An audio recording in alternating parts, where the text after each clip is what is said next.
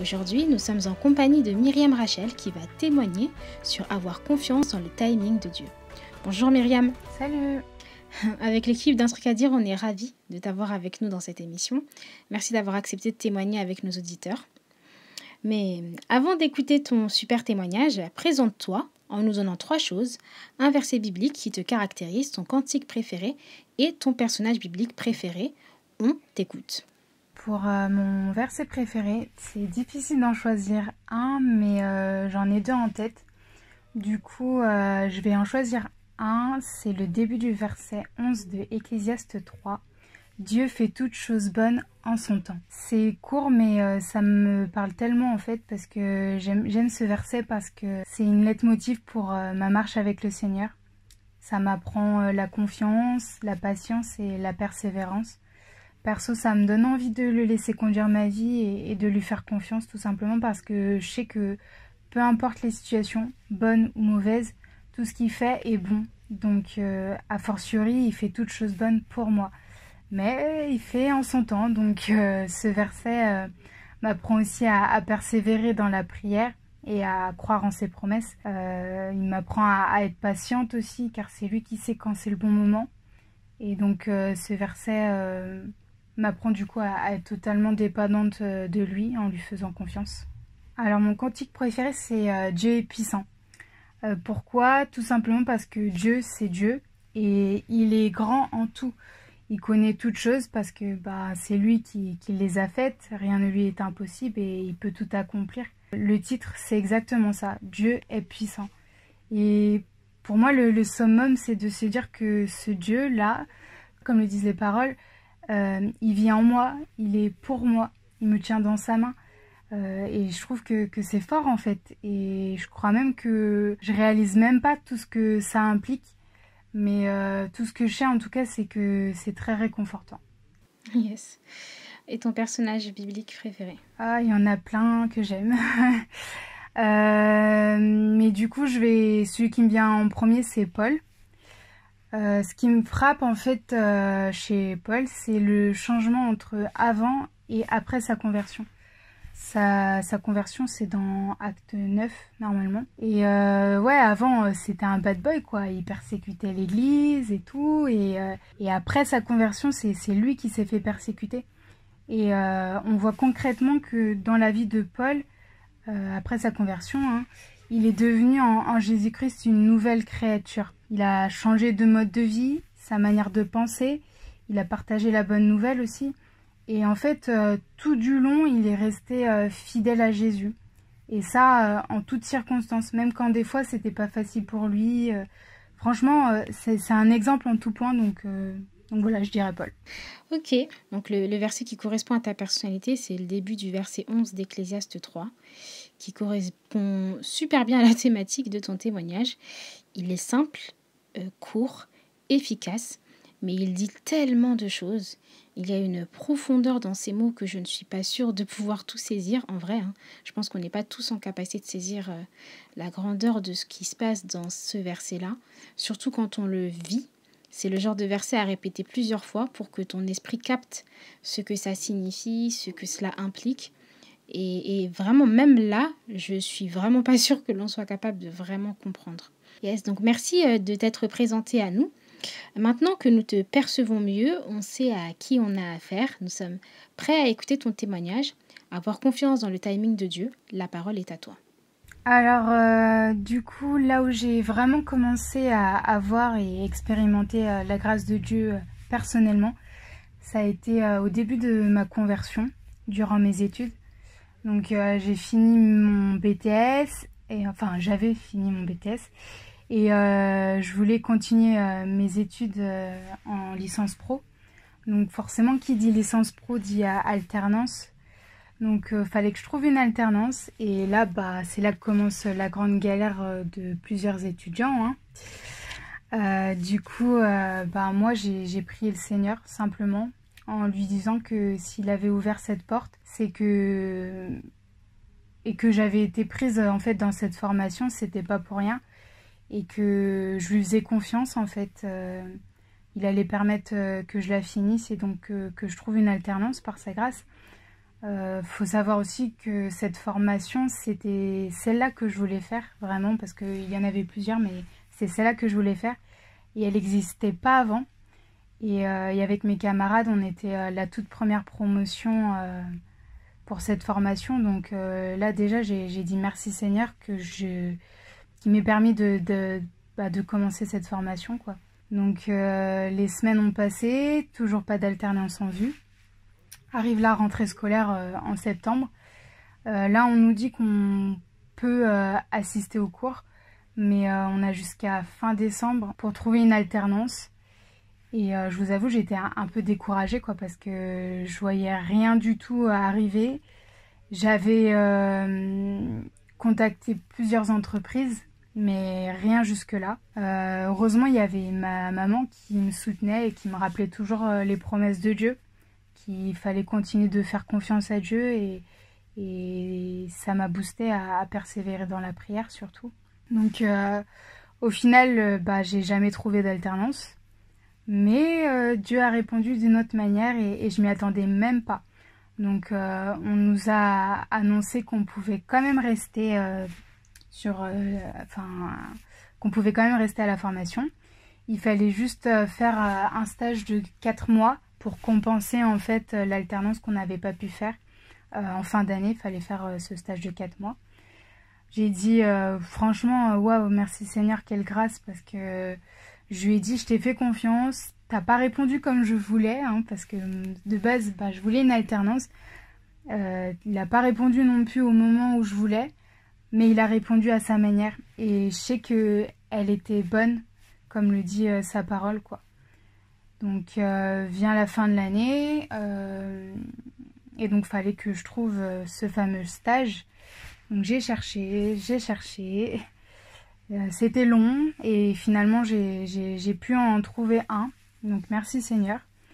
Et je devais le commencer du coup en juin et le finir en septembre. Sauf que en fait pendant un entraînement de basket, je me suis fait une mini fracture du ligament au niveau de la cheville. Donc du coup, mauvaise nouvelle, j'ai dû avoir un plâtre. Donc j'étais dépitée parce que je me suis dit, je peux pas me déplacer, je peux pas prendre les transports parce que c'était à 1 heure de chez moi. Je me suis dit, si je peux pas aller à mon stage, je peux pas finir mon année. Et donc du coup, pas de diplôme pour moi. Donc toute cette année est réduite à néant, quoi. Donc ouais, j'étais dépitée, quoi. Mais là encore, je me suis vite repris. J'ai prié avec ma mère. Je pense même que j'ai dû en parler avec certaines personnes de l'église. Et surtout, j'ai chassé en fait toutes ces mauvaises pensées qui venaient. Et j'ai continué de prier Dieu en lui disant que dans ta parole, Seigneur, tu dis que toute chose concourt au bien de ceux qui aiment Dieu, de ceux qui sont appelés selon son dessein. Donc ça, c'est dans Romains 8, verset 28. C'est le deuxième verset préféré. Et donc en fait, ce que je me suis dit, Seigneur, si j'ai fait tout ce chemin, c'est pas pour que ça se finisse comme ça, comme je l'ai dit depuis le début, quoi. Mais pour que justement, tu m'apprennes à totalement dépendre de toi et que peu importe les circonstances, peu importe par où je passe, moi ce que je veux, Seigneur mon Dieu, c'est te faire confiance, quoi. Et j'aurais jamais cru passer par tout ce chemin plein de rebondissements, mais c'est vraiment pour que le Seigneur il soit glorifié, en fait. Donc pour bien finir la petite histoire, c'est que le début de mon stage, il a pu être décalé de 2 mois, le temps que je me rétablisse. Donc ma maître de stage, elle m'a dit, ok, il n'y a pas de souci, rétablis-toi bien. On commence le stage en août, du coup, pour finir en novembre. J'aurais jamais cru, en fait, qu'ils auraient accepté ça, en fait. Et là encore, j'ai vu la main du Seigneur, quoi. Donc j'ai pu finir mon stage tranquillement et ça a été validé et j'ai pu avoir mon diplôme grâce à Dieu. Donc, ouais, je suis contente, je remercie le Seigneur. Donc là, j'ai parlé de mes études, mais en vrai, le fait de faire confiance en Dieu et en son timing, c'est à prendre en compte dans chaque compartiment de ma vie, de nos vies. Je mentirais si je disais que bah j'ai pas eu de moment de doute, quoi, ou que j'ai pas pleuré, c'est faux. Mais ce qui a fait la diff, je pense, c'est que j'ai été bien entourée. On a prié pour moi, on m'a rappelé les bases, ce qu'il y avait dans la parole et toutes les promesses qu'il y avait dans la parole de Dieu. Et ça m'a beaucoup aidé à me refixer en fait sur Jésus, quoi. Et ça m'aide encore aujourd'hui. Donc Yes. voilà. Yes, merci. Merci beaucoup, Myriam, pour le partage de ton témoignage. Et ton témoignage, il est fort et puissant à l'image de Dieu, en fait. Et c'est vraiment ce que je ressens quand je t'écoute. Et du coup, j'avais envie de te poser deux petites questions. As-tu douté de la présence de Dieu dans la situation à un moment donné? Ouais, ouais, c'est vrai que, enfin, comme je l'ai dit auparavant, on se dit, mais c'est comment ça se fait en fait que j'arrive à un tel chemin et là, je vois pas d'issue. Enfin, je vois pas du tout d'issue et là, je me dis, bah, ça c'est parce que je regarde moi à mes propres yeux, quoi, et je regarde pas en fait aux yeux de Dieu et comment lui, toute chose lui est possible.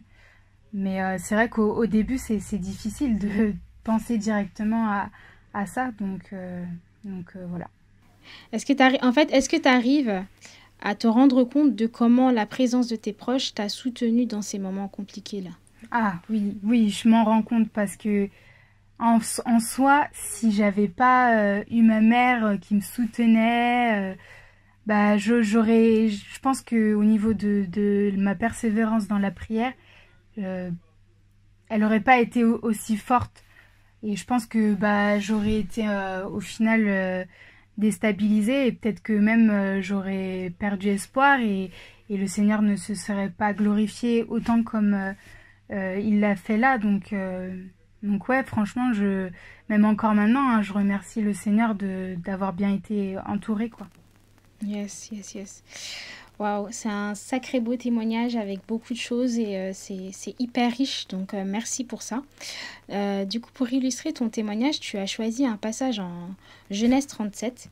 Alors, je vais lire du verset 5 au verset 8 dans la version seconde 21.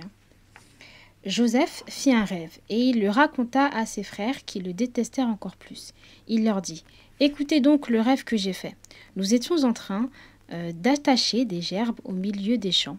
Et voici que ma gerbe s'est dressée et est même restée debout. Vos gerbes l'ont alors entourée et se sont prosternés devant elle. Ses frères lui dirent: Est-ce que tu vas vraiment régner sur nous? Est-ce que tu vas nous gouverner? Ils le détestèrent encore plus à cause de ses rêves et de ses paroles. Dans quel contexte le passage a été écrit?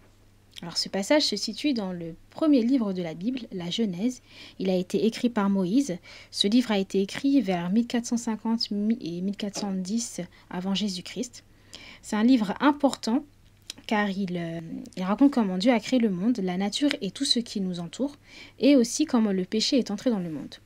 Le but de ce livre est de raconter la création du monde par Dieu et son désir de se rapprocher, de se choisir un peuple qu'il adore. Il relate aussi l'histoire de personnes comme Joseph qui ont été utilisées par Dieu pour sa gloire. Dans ce passage, Joseph, fils de Jacob, raconte à ses frères ses rêves. Et le moins que l'on puisse dire, c'est que ça ne leur fait pas plaisir. Mais Myriam, dis-nous, quel lien y a-t-il entre ton témoignage et la vie de Joseph? Alors du coup, dans ce passage que tu viens de lire, Christelle, Genèse 37, il y a Joseph qui avait reçu une promesse de Dieu, donc comme tu as dit, celle de gouverner sur sa famille et en Égypte. Et en fait, il ne savait pas quand est-ce que ce sera, ni même par quel chemin il allait passer pour en arriver là. Mais tout simplement, il a choisi de faire confiance à Dieu, car il avait foi en ses promesses. Et tout ce par quoi il est passé, cela lui a permis de mettre en pratique sa foi et de glorifier Dieu. Et quand moi je prends le passage de Joseph, je pense à moi. Donc bon, moi j'ai pas eu un rêve comme Joseph, mais j'étais convaincue que c'était vers là que le Seigneur il voulait m'emmener au niveau de mes études. Il y avait trop de facteurs qui montraient que c'était par là.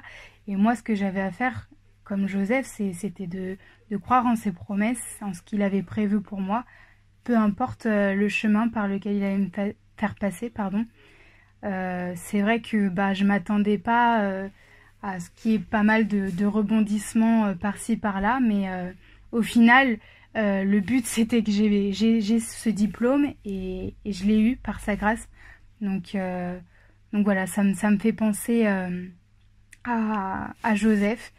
Et pour finir, je reviendrai sur les 2 versets que j'ai cités auparavant. Donc Ecclésiaste 3:11, Dieu fait toutes choses bonnes en son temps. Et Romains 8, verset 28, toutes choses concourent au bien de ceux qui aiment Dieu, de ceux qui sont appelés selon son dessein. On va pas spoiler l'histoire, mais Dieu a utilisé Joseph de façon inattendue. Il a vécu des choses incroyables, des trahisons terribles, mais Dieu contrôle tout entre ses mains et il sait par où il devait passer, et, à l'image de ton histoire et de ton témoignage. Les pensées de Dieu sont tellement au-dessus de nous. C'est une histoire qui est très intéressante, que j'encourage tous nos éditeurs à aller lire ou relire, parce que vraiment, elle est extra. Eh bien, le podcast touche à sa fin. C'était un réel plaisir de t'avoir avec nous dans ce nouvel épisode de Sa parole en action. Pareil, merci. Merci beaucoup d'avoir témoigné. On espère que ça vous a plu. As-tu un dernier truc à dire, Myriam ? Du coup, ce que j'ai à dire, c'est de faire confiance à Dieu. Voilà, peu importe, comme je l'ai dit, le chemin par où tu passes, fais confiance en Dieu. Lui, il sait. Il voit toutes choses, il connaît toutes choses et chaque chose est bonne. Voilà. Yes, amen. C'est sur ces belles paroles que nous nous quittons. Soyez bénis, à la prochaine et surtout, on n'oublie pas de mettre sa parole en action. Ciao, ciao. Salut Myriam. Salut, bye bye.